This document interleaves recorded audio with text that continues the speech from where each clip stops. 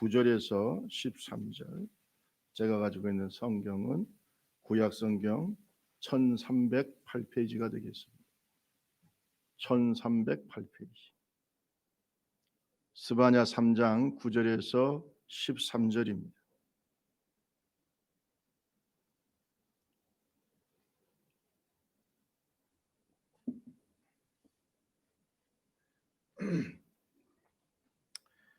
그때에 내가 여러 백성의 입술을 깨끗하게 하여 그들이 다 여호와의 이름을 부르며 한 가지로 나를 섬기게 하리니 내게 구하는 백성들을 곧 내가 흩은 자의 딸이 구수강 건너편에서부터 예물을 가지고 와서 내게 바칠지라.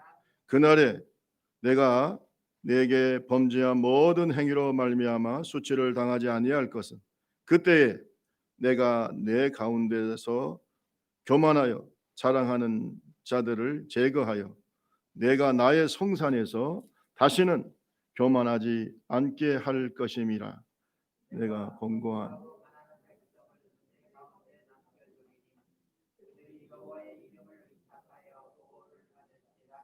같이 읽습니다. 이스라엘의 남은 자들 악을 행하지 아니하며 거짓을 말하지 아니하며 입에 거짓된 혀가 없으며 먹고 누울지라도 그들을 두렵게 할 자가 없으리라. 아멘. 13절까지 귀한 말씀 같이 읽었습니다. 우리 옆 사람하고 잠깐 인사. 말씀의 큰 은혜 받으시기 바랍니다. 인사를. 2021년도가 시작이 됐을 때 많은 화두가 있었어요. 2020년 통틀어서 코로나뿐만 아니라 우리나라를 휩쓸었던 중요한 이슈가 있습니다. 대한민국은 과연 공정한 사회인가? 공정한가? 우리가 추구하는 사회는 공정한 사회인가 아니면 공평한 사회인가?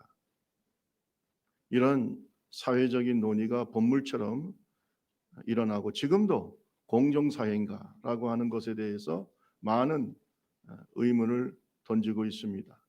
대통령들은 취임할 때 항상 얘기하죠. 나는 이 나라를 공정한 사회를 만들겠다. 법치가 실현되는 사회가 되게 하겠다. 그러나 지나고 나면 꼭 우리의 마음속에 큰 실망감 그리고 참 안타깝게도 우리나라 역대 대통령들은 다 이렇게 불행하게 감옥에도 가고 또 심지어는 자살도 하시고 이런 일들이 벌어지고 있습니다. 기대가 실망으로 바뀌는 일이 너무나 많습니다. 공평과 공정에 대한 이러한 글을 제가 읽은 적이 있습니다. 우리가 추구해야 될 사회는 공정한 사회 이렇게 얘기를 하고 있는데 공정한 사회가 아니라 공평한 사회를 만들면 그 국가는 망한다라는 글이 있었습니다. 이런 얘기가 있어요. 미국의 한 이민 가정에서 일어난 얘기입니다. 이민 1세인 아버지가 거기에서 태어난 이민 2세 아들하고 미국의 유명한 슈퍼볼 경기를 관람하고 있었습니다. 텔레비전으로. 자, 그런데 이 슈퍼볼이라는 게 뭐냐면 미식축구, 미국의 미식축구 최종 결승전을 슈퍼볼이라고 해요. 우리나라 보면 뭐 야구라든지 축구 마지막 결승전 나오잖아요. 그런 식이죠. 지금까지 4번이나 우승한 팀이 있었고 한 번도 우승하지 않는 처음 이제 결승에 올라간 그 팀이 맞붙게 되었어요. 그러니까 서로 얘기하다가 아버지가 이런 얘기를 하는 거죠. 아이고 저 팀은 한 번도 우승을 안 했기 때문에 이번에 우승했으면 좋겠다. 한 번도 우승하지 않는 팀을 응원했어요. 한 번도 우승하지 않는 팀이 이번에 됐으면 좋겠다. 그리고 난 다음에 아들의 생각이 좀 궁금했습니다. 그래서 아들한테 물었어요. 아들아, 너는 어떤 팀이 우승했으면 좋겠냐? 그러니까 이 아들이 하는 말이 저는 실력이 좋은 팀이 우승했으면 좋겠습니다. 실력이 좋은 팀이 우승했으면 좋겠습니다. 그리고 실력이 좋은 팀이 이겨야 된다고 생각합니다. 이렇게 얘기했다는 거예요. 무심코 던진 말이지만 이 아버지가 깜짝 놀랐다는 거예요. 우리 대한민국 사람들은 한국 사람들은 정이 많잖아요. 그래서 그저 약자들, 어려운 사람들, 또 이런 사람들이 잘 됐으면 좋겠다라고 하는 마음이 항상 있어요.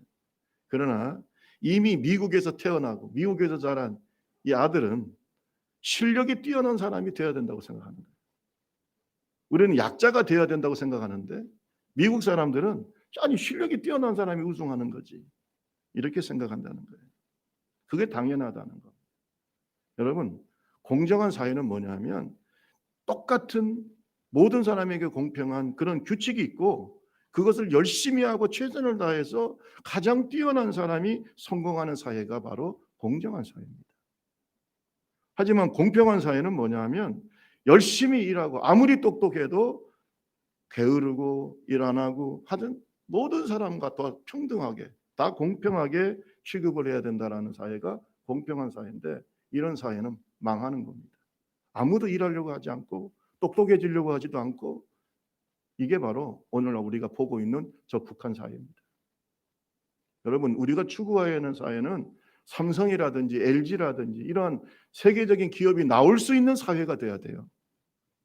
개천에서 자기가 똑똑하고 능력이 있으면 금수저나 은수저나 이런 사람이 아니라 모든 사람에게 공정하게 적용되는 그런 사회적인 규칙 때문에 개천에서 용이 날 수 있어야 된다 이 말이에요. 그게 공정한 사회예요.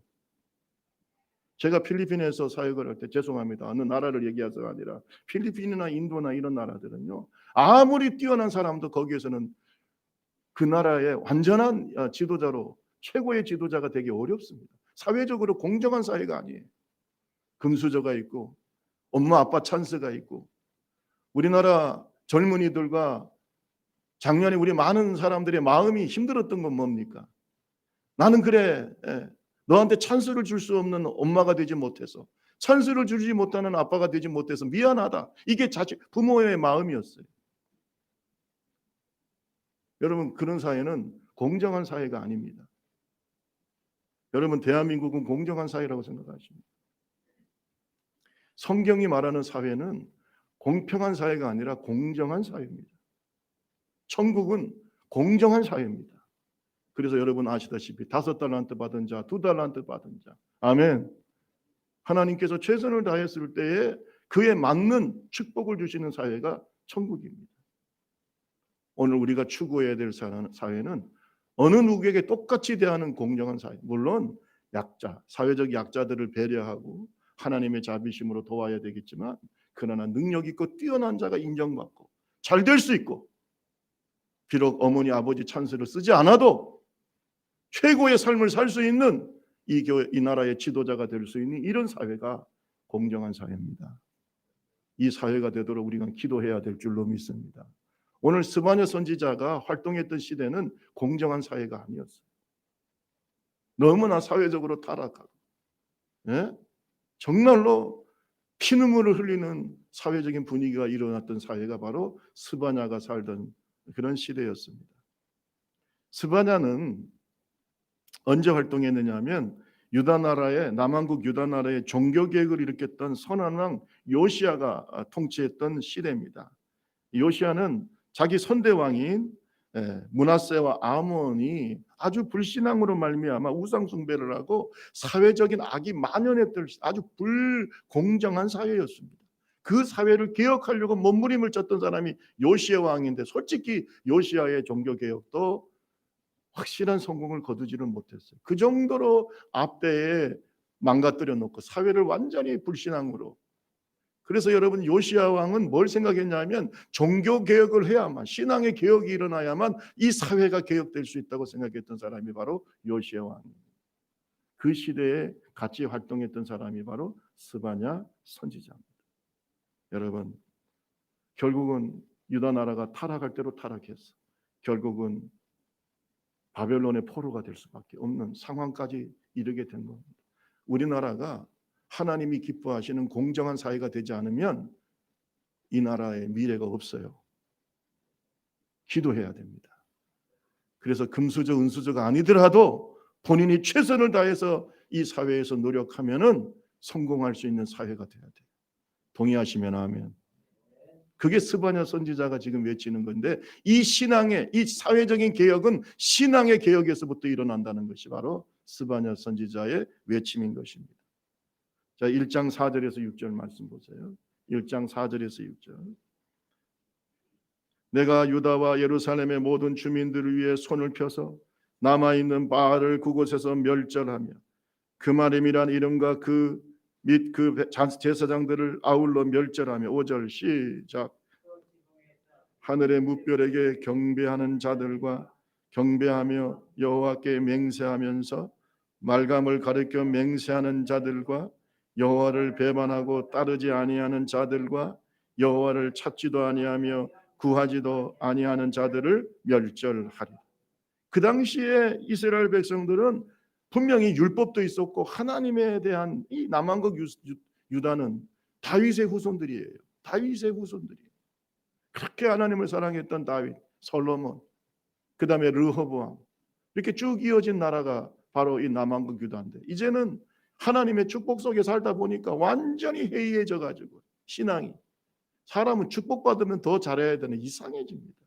교만해지고 하나님을 찾지 않고 오히려 가나안의 우상인 그러한 바알을 섬기고 또 하늘의 별을 섬기고, 심지어는 밀감, 이 밀감은요 성경에 밀곰이라고도 하고 몰록이라고도 하는데, 아주 자식을 제사로 드리는 이러한 아주 참 더러운 우상, 이런 것을 섬기는 하나님의 택한 민족이 그렇게 됐습니다.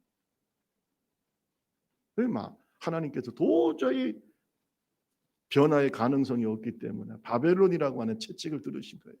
대한민국 지금 회개해야 돼요. 지금 하나님께서 경고하실 때 이 코로나로 인하여 인간의 모든 능력과 인간의 모든 수고가 하나님이 세우지 않으면 헛되다는 것을 보여주실 때 우리는 겸손해져야 돼요. 지금 겸손해져야 돼요.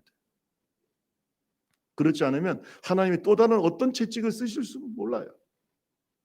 깨닫기를 주님의 이름으로 축원합니다. 지금이 우리에게는 기회입니다. 축복이에요. 인간의 그 교만의 바벨탑이 지금 무너뜨리고 있을 때 이렇게 정신 차려야 돼. 이러한 불신앙이 결국은 사회적인 악이 되는 거죠. 성경 오늘 본문 말씀 중에 3장 1절을 보면은요, 우상 숭배를 일삼는 예루살렘에 대한 하나님의 분노가 나와 있습니다. 3장 1절과 2절을 한번 볼까요? 패역하고 더러운 곳, 포악한 그 성읍이 화 있을진저, 그가 명령을 듣지 아니하며 교훈을 받지도 아니하며 여호와를 의뢰하지 아니하며 자기 하나님에게 가까이 나아가지도 아니하였도다. 여러분, 하나님은 그 거룩한 성전이 있는 예루살렘을 향해서 뭐라고 말씀하셨냐면 이 패역하고 더러운 곳, 포악한 성읍이라고 말씀하셨어요. 여러분, 하나님의 입에서 이런 말이 나왔답니다. 그 예루살렘 성을, 예루살렘 성전이 있는 그 거룩한 성을 향해서, 우리가 홀리랜드라고 하는 그 성, 거룩한 땅을 향해서 주님이 말씀하시면 여기는 더 이상 거룩하지가 않아. 거룩하지가 않아요. 여러분, 하나님의 판단은 정확하십니다. 이 성은 패역하고 더러운 것이고 포악하다. 이 성읍에 화가 있을 것이다. 이것이 주님의 말씀입니다. 왜 그러냐? 그가 나의 명령을 듣지도 않고 교훈을 받지도 않고 여호와를 의뢰하지도 않고 자기 하나님에게로 가까이 나아가지도 않아. 마음에 누가 없어요? 마음에 누가 없어요? 하나님이 없어요. 돈만 있고 권력만 있고 자기 욕심만 있고. 오늘 우리 안수 집사님 기도 잘하셨어요. 은혜 받았습니다. 이 땅의 지도자들이 정파적 이익만 있고 정말로 하나님을 두려워하냐? 이 땅의 30%의 국회의원, 예수 믿는 국회의원 도대체 뭔 생각을 하고 있는지. 하나님이 없냐 이거. 하나님이 없어요. 이 땅을 이끌어가는 지도자들이 하나님 앞에서 겸손하기를 주님의 이름으로 축원합니다. 아무것도 아니에요. 건불 10년이라고 그러잖아요. 그게 뭐라고? 사명을 감당해야지. 사명. 이 땅을 거룩하게 만들기를 바랍니다. 시편 14편 1절에 보니까 어리석은 자는 그 마음에 이르기를 하나님이 없다 하도다. 그들은 부패하고 그 행실이 가증하니 선을 행하는 자가 없도다. 여러분, 마음에 하나님이 없으면요, 사람은 부패해집니다. 마음에 하나님이 없으면 소금이 없는 그러한 식품과 같이 금방 썩어버려요. 인간의 마음. 하나님은 빛과 소금이신 줄로 믿습니다. 하나님이 없으니까 어두워지고, 하나님이 없으니까 썩고 부패하고 타락하고. 한번 생각해 보세요. 하나님이 있어도 죄를 짓는데, 하나님을 의식해도 죄를 짓는 인간이 하나님이 없다고 생각해 보세요. 마음껏 방종하게 되는 거예요. 선이 없는 겁니다. 여러분, 그래서 하나님이 우리 속에 계셔야 되는 거예요. 하나님이 우리의 빛이에요. 하나님이 우리의 소금이에요. 소금을 두고 행하라는 말은 하나님을 마음에 두고 살아라는 거예요. 이렇게 타락한 시대에도 하나님은 스바냐 선지자와 같은 남은 자를 남겨두셨다. 따라합시다. 남은 자. 이 남은 자가 바로 하나님을 모시고 있는 사람. 남은 자. 이 남은 자가 있다. 우리 13절을 다시 한번 읽어볼까요? 3장 13절 시작. 이스라엘 남은 자는 악을 행하지 아니하며 거짓을 말하지 아니하며 입에 거짓된 혀가 없으며 먹고 누울지라도 그들을 두렵게 할 자가 없으. 이스라엘에 뭐가요? 남은 자. 남은 자. 따라합시다. 이스라엘에 남은 자. 이 남은 자가 있습니다. 어느 시대에도 하나님께서 남겨두신 자가 있습니다. 오늘 저와 여러분들이 이 남은 자를 통해서 하나님은 위대한 개혁과 축복의 시대를 연다는 사실을 깨닫기를 주님의 이름으로 축원합니다. 스바냐라고 하는 뜻이 무슨 뜻이냐? 스바냐 선지자의 이름인 이 스바냐라는 뜻이 여호와께서 숨기신다라는 뜻이 있어요. 여호와께서 숨기신다. 영적인 어두움의 시대, 환난 날에 하나님께서 택한 자들을 숨기시고 보호해 주신다는 뜻입니다. 그게 스바냐라는 말의 뜻이에요. 여러분, 지금 이 시대가 아무리 어려워도 영적인 어두움이 임하고 도덕적으로 윤리적으로 타락하고 있는 이런 시대에도 하나님께서 스바냐 선지자처럼 남겨두신 자, 숨겨두신 자가 있다는 겁니다. 하나님 앞에서 이스라엘의 대표적인 악한 왕이었던 아합의 시대에 영적인 어둠이 북왕국 이스라엘에게 임하고 그 택한 하나님의 백성들이 아합 왕을 따라서 우상을 섬기고 바알을 섬기고 아세라를 섬기고 이럴 때, 그리고 수많은 선지자를 아합의 왕 이세벨 같이 아합 왕의 아내인 이세벨이 또 죽이고 이런 시대입니다. 이런 시대에 신앙의 개혁을 이끌었던 사람이 누구냐? 엘리야죠. 엘리야가 하나님 앞에서 주님, 나만 남았습니다. 다 죽고 나만 남았습니다 라고 얘기할 때에 하나님께서 엘리야에게 하신 말씀이 뭡니까? 열왕기상 19장 18절입니다. 우리 같이 한번 읽어볼까요? 그러나 시작. 그러나 내가 이스라엘 가운데 7,000명을 남기리니 다 바알에게 무릎을 꿇지 아니하고 다 바알에게 입 맞추지 아니한 자니라. 몇 명을 남겨두셨다고요? 7. 여러분, 엘리야는 모르잖아요. 그죠? 사람이니까. 사람의 마음도 모르고 하나님께서 어떤 일을 행하신지 모르잖아요. 자기만 남았다고 영적인 외로움을 하나님께 그 고독감 속에서 호소할 때 하나님 말합니다. 야, 너 외로워하지 마. 너같이 바알에게 무릎 꿇지 않는 남은 자가 몇 명이나 있다고요? 7,000명이나 있어. 그 7,000명이 우리가 되기를 바랍니다. 아무리 사회가 어려워도 하나님을 가슴에 두고 사는 사람들이 있어요. 저 북한 사회가 아무리 신앙의 탄압이 있고 예수 믿는 사람을 잡아 죽여도 저기에도 남은 자가 있습니다. 남은 자가 있습니다. 어떤 사람이 되어야 될까요? 세상에 무릎을 꿇는 자가 되어야 될까요? 남은 자가 되어야 될까요? 이 코로나19는 우리가 남은 자인가를 물어봅니다. 너는 남은 자인가? 그걸 물어봅니다. 남은 자는 어떤 특징이 있을까? 성경에 보니까 몇 가지 특징을 얘기하고 있어요. 우리 3장 12절을 한 번 더 읽어봅니다. 시작. 내가 권고하고 가난한 백성을 내 가운데에 남겨두리니 그들이 여호와의 이름을 의탁하여 보호를 받을지. 권고하고 가난한 백성을 내 가운데 뭐 하신다고요? 남겨. 여기서 권고하고 가난한 백성은 실제로 가난하고 경제적으로 어렵고 아무것도 의지할 것이 없는 소외계층을 말하는 것뿐만 아니라 뭐 그것도 얘기할 수 있겠죠. 그러나 영적으로는 오직 하나님만 의지하는 자를 말합니다. 나는 다른 걸 의지할 수가 없어요. 하나님. 마음이 가난한 자입니다. 하나님의 은혜 없이 살 수가 없어요. 세상 떠난 물을 떠난 물고기는 잠시 살 수 있어도 하나님 떠나서는 나는 살 수 없어요. 라고 말하는 사람이 바로 이 심령이 가난한 자. 하나님만 바라보는 사람. 하나님만 바라보는 사람. 그 사람이 바로 뭐라고요? 남은 자예요. 하나님만 바라보는 자, 여호와의 이름을 의탁하는 사람. 그 사람은 뭐예요? 보호를 받습니다. 남겨두신다는 거예요. 영적으로 교만해서 자기 힘을 의지하고 우상을 섬기고 스스로 지혜롭다고 생각하는 자들은 남은 자가 될 수가 없습니다. 남은 자는요, 하나님밖에 없어요. 내가 부족하기 때문에, 나의 힘으로는 안 되기 때문에, 코로나도 이길 수 없기 때문에 누구밖에 없다? 하나님밖에는 내가 의지할 분이 없습니다. 라고 말하는 사람은 남은 사람이에요. 그 사람이 남은 자예요. 여러분, 엘리야가 450, 850대 1에 그러한 우상과의 영적인 갈멜산 전투를 할 때 그 누구만 의지했겠어요? 누구만 의지했을까요?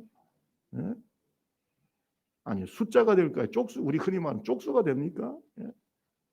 바알과 아세라 선지자가 합하면 850명이고 거기에다가 이스라엘 바알을 섬겼던 이스라엘 백성들과 거기에 아합 왕이 있고 이세벨이 있고, 여러분 너무나 외로운 영적인 전투인데 엘리야는 누구만 의지했을까요? 그게 바로 남은 자예요. 남은 자에게 하나님은 역사하시는 거예요. 남은 자예요. 숫자가 중요한 게 아닙니다. 남은 자는 엘리야처럼 스바냐처럼 절대적으로 하나님을 의지한 겸손한 사람이에요. 여러분, 하나님은 그 사람을 존귀하게 만드시는 줄로 믿습니다. 나중에 엘리야를 존귀하게 만드셨듯이 하나님은 남은 자를 존귀하게 만드세요. 잠언서 18장 12절 말씀 보세요. 사람의 마음의 교만은 멸망의 선봉이요. 따라합시다. 겸손은 존귀의 길잡이니라. 겸손할수록 하나님이 그를 존귀하게 만들어요. 네가 낮추면 내가 높아지게 하리라. 할렐루야. 영적인 법칙은 그거예요. 자기 스스로 높아지려고 하고 교만해지려고 하면 하나님이 땅속까지 낮추시는, 하나님 확 낮춰버리시죠. 그러나 낮아지고 하나님밖에 없습니다. 섬기고 낮추고 하나님이 높여주세요. 겸손은 존귀의 앞잡이다. 길잡이다. 할렐루야. 겸손한 자는 결국은 존귀한 자가 되게 돼 있어요. 하나님이 높여주시기 때문에. 엘리야처럼 겸손합시다. 하나님 앞에 겸손하라는, 하나님, 특별히 하나님 앞에서. 얼마나 잘났겠어요. 우리가 잘나면. 이 눈에 보이지 않는 작은 바이러스, 보이지도 않는 바이러스에 이렇게 많은 수천만 명이 말이죠, 고통당하고 죽고 그러는 판국에. 한번 생각해 보세요. 인간이 얼마나 잘났습니까? 똑똑합니까? 겸손합시다. 바벨탑 쌓지 말아요. 쌓아서 뭐 하려고? 그래서 뭐 하려고요?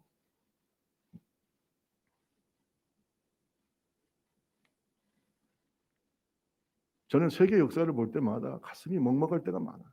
인간이 모더니즘, 현대주의에 빠져가지고요. 산업화 혁명 이후에 교만해져가지고 과학이면 다 될 것 같고, 인간이 만든 그 과학의 문명은 이제는 하나님 없이도 살 수 있을 것 같고, 그래서 어떤 학자는 말이죠, 이제는 성경은 박물관에서나 봐야지, 이거는 많은 사람을 속인 책이라고 말할 그때에 1차 세계대전이 일어나고 2차 세계대전 싹 하나님께서 자기가 만든 무기로, 인간이 만든, 과학이 만든 것으로 인간을 심판하셨어요. 엄청나게 많은 수천만 명이 죽었어요. 그래서 생겨난 게 포스트 모더니즘, 오늘날 우리가 살고 있는 후기 현대주의 시대입니다. 여러분 생각해 보세요. 겸손합시다. 겸손해요. 만들어진 무기는 반드시 사용된다고 그러잖아요. 인간이 만든 과학이 인간을 죽이고 있잖아요. 겸손해야죠. 겸손해야 됩니다. 남은 자는 겸손한 사람이에요. 따라합시다. 범사에 하나님을 인정합시다. 인정합시다. 하나님께 겸손해야 돼요. 두 번째로 남은 자의 특징이 뭐냐면 따라합시다. 악을 행하지 않습니다. 악을 행하지 않습니다. 왜? 마음에 하나님이 계시기 때문에 악을 행하지 않습니다. 신앙의 양심을 가지고 있어요. 신앙의 양심. 타락한 양심이 아니고 악이 지배하는 양심, 세상이 지배하는 양심, 사탄이 지배하는 양심이 아니라 하나님이 지배하고 있어요. 이 양심을. 그래서 3장 13절 말씀해 보세요. 3장 13절 시작. 이스라엘의 남은 자는 악을 행하지 아니하며 아멘. 뭘 행하지 않아요? 악을 행하지 않아요. 악을 행하지 않는 자의 반대는 뭐냐? 하나님의 심판의 대상이 되는 불의한 자들이 악인들이 바로 이 대조가 되는 사람들이죠. 남은 자들은 악을 행하지 않습니다. 선을 행하는 자입니다. 오직 하나님의 영광을 위해서 사는 자, 하나님의 뜻을 이루기 위해서 헌신하는 사람, 세상의 빛과 소금이 되는 사람. 왜? 그 마음에 하나님이 있으니까. 아멘. 선은 뭐냐면 하나님의 뜻을 이루는 게 선이에요. 선과 악의 기준이 뭐라고요? 우리는 자꾸 선과 악의 기준을 세상의 법이라든지 또는 윤리와 도덕을 얘기하는 그거는 낮은 단계의 선입니다. 선의 최고의 정점은 누굽니까? 하나님이에요. 아멘. 세상 사람들이 이 사람을 악하다고 하지 않아도 하나님은 악하다고 할 수 있어요. 대표적인 사람이 아합입니다. 아합은요,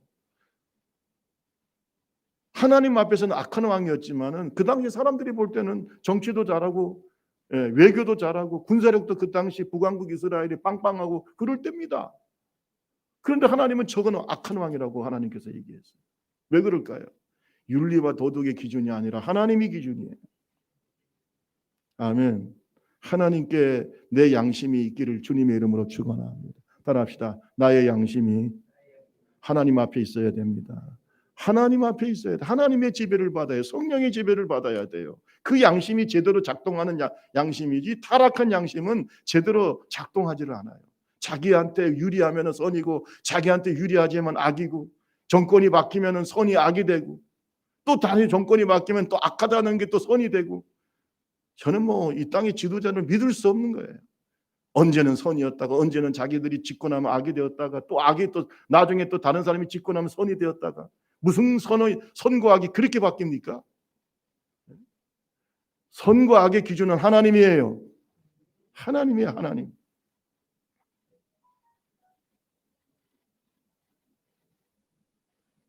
출애굽의 핵심은 뭐라고 생각하십니까? 하나님께서 이스라엘 백성들을 애굽 땅에서 출애굽시킨 것은 두 가지 의미가 있다고 합니다. 첫째는 하나님께 영광. 그들이 하나님께 예배하고 하나님께 영광 돌리는 민족이 되게 하기 위해서 출애굽을 시켰고 또 한 가지는 뭐냐? 거룩한 백성이 되게 하기 위해서입니다. 따라합시다. 거룩한 백성. 하나님 앞에서 선을 행하고 빛과 소금이 되는 사람들. 할렐루야. 세상과 구별된 사람들, 애굽과 구별된 사람들, 가나안 족속과 구별된 사람들, 그 거룩한 민족을 만들기 위해서 출애굽을 시킨 겁니다. 그러면 우리가 영적으로 출애굽을 한 영적인 이스라엘 백성들이라고 할 때 우리가 추구해야 될 것은 두 가지죠. 하나님께 예배하는, 하나님께 영광 돌리는 그런 백성이 돼야 돼요. 하나님께 영광 돌리고 예배하는 백성이 돼요. 또 한 가지는 거룩해야 돼요. 이 거룩, 하나님 앞에서 악을 행하지 않아야 돼요. 아멘. 공정해야 돼요. 교회가 어느 때보다 공정한 교회가 되어야 돼요. 이 사회가 우리를 통해서 공정하고 정직한 사회가 되도록 해야 된다. 오늘 저와 여러분이 빛과 소금이신 예수님께서 우리의 마음의 주인이 되심으로 말미암아 세상을 변화시키는 주님의 몸된 교회가 되기를 주님의 이름으로 축원합니다. 그래서 마태복음 5장 16절 말씀에 보면은 이같이 너희 빛이 사람에게 비치게 하여 그들로 너의 착한 행실을 보고 하늘에 계신 너희 아버지께 뭘 돌리게 해라? 영광을 돌리게 해라. 이게 인간이 사는 목적이잖아요. 하나님께 영광을 돌려. 너희가 착한 사람이 되라. 윤리와 도덕에 넘어서는, 그 영역을 넘어서는 정말로 착한 사람, 법 없이도 사는 사람, 모든 사람의 모범이 될 수 있고 하나님 보실 때 너를 통해서 세상 사람들이 하나님을 볼 수 있는 사람. 할렐루야. 이런 사람이 돼요. 악을 행하지. 어떤 사람은 공경하게 법을 어기고 또 공공하게 윤리적으로 도덕적으로 타락한 생활을 하면서 자신은 영적인 사람이라고 말합니다. 여러분, 영성과 도덕성은 분리될 수 있는 게 아니에요. 영적인 사람은 당연히 도덕적입니다. 할렐루야. 그런데 뭐 자기는 말이죠, 뭐 하나님의 사람이기 때문에 이런 짓을 해도 된다. 말이 안 되는 얘기죠. 그건 성령이 없는 사람이에요. 오늘 저와 여러분 남은 자가 됩시다. 남은 자들은 악을 행하지 않습니다. 악을 행하지. 남은 자는요, 따라합시다. 남은 자는 거짓말을 하지 않습니다. 거짓이 없어요. 거짓말하지 않아요. 완벽하다는 게 아닙니다. 완벽하다는 것과 정직하다는 것은 좀 다른 얘기예요. 그렇죠? 나는 완벽하지는 않아. 그러나 정직해야 된다. 거짓말하지 않아요. 다시 한번 3장 13절 한 번 더 읽어볼까요? 이스라엘의 남은 자는 시작. 이스라엘의 남은 자 악을 행하지 아니하며 거짓을 말하지 아니하며 입에 거짓된 혀가 없으며 먹고 누울지라도 그들을 두렵게 할 자가 없으리. 하나님 앞에서 당당해 항상 회개하는 마음을 갖고 살아요. 정직해. 여러분, 정직한 사람이 회개합니다. 정직한 사람은 자기가 죄인임을 알기 때문에 항상 하나님 앞에서 내가 더 완전해지기를 하나님께 기도하는 사람. 이 사람이 사실 정직한 사람이에요. 죄를 지어도 오늘날 사회 지도자들 보면 얼마나 뻔뻔한지 알 수가 없어요. 옛날에도 그랬어. 여러분, 국회의원들이나 이 땅의 지도자들이 한 번도 자기 죄를 인정한 적이 있나요? 얼마나 뻔뻔하고 말이에요.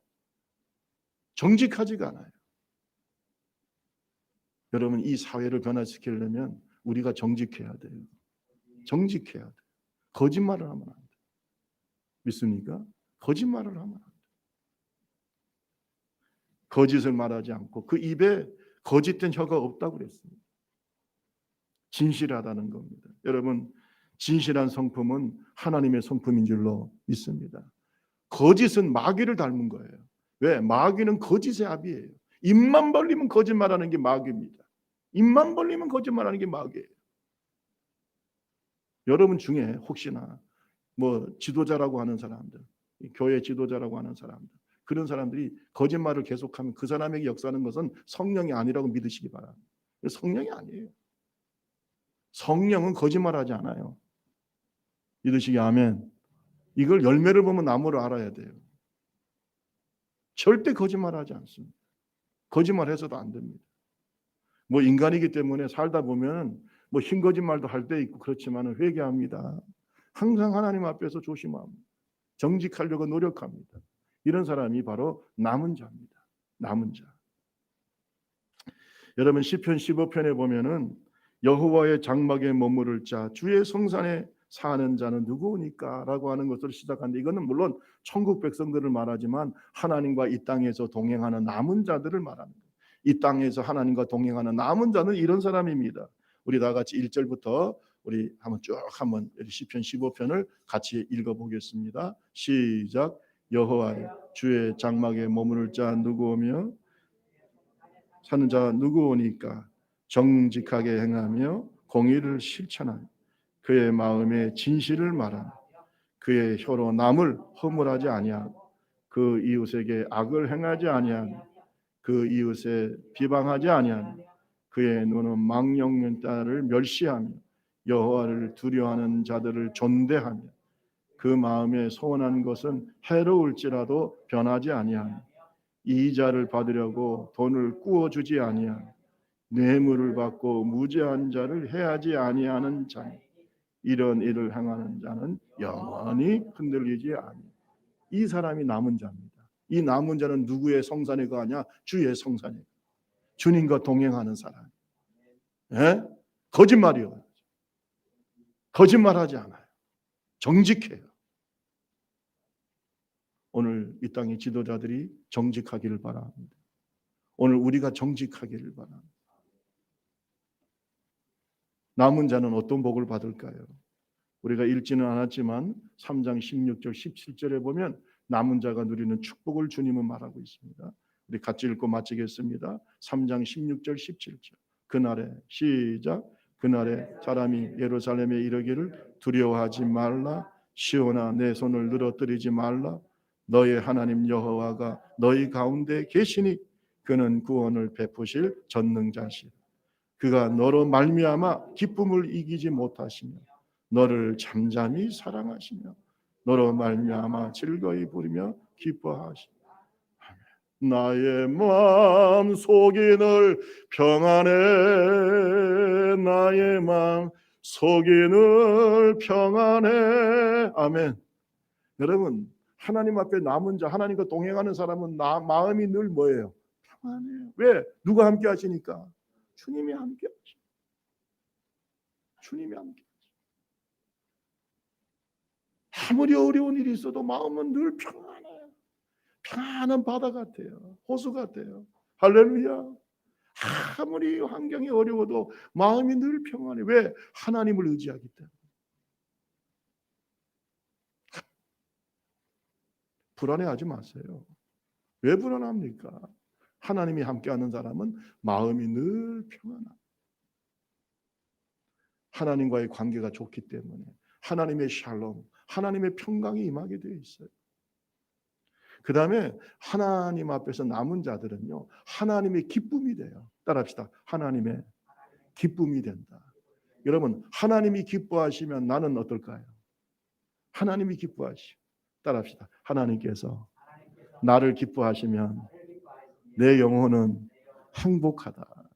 아멘. 여러분, 자식들이 왜 효도하는 줄 아세요? 자식들이 효도하면요, 누가 기뻐하세요? 아니 생각해 보세요.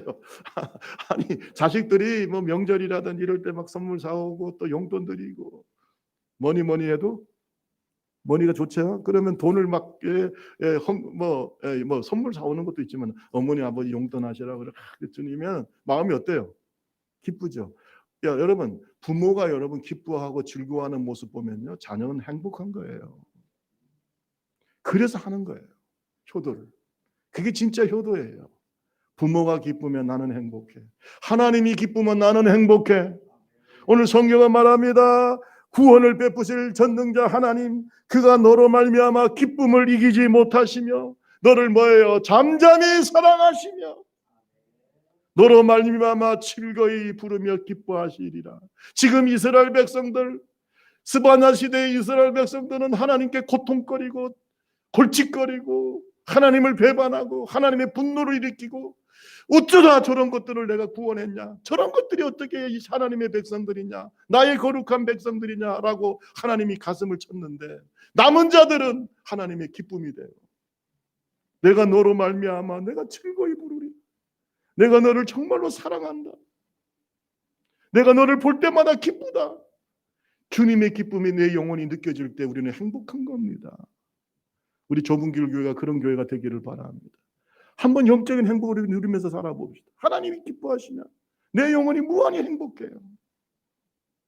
하나님이 기뻐하시면 모든 것이 열리고 풀리고, 할렐루야.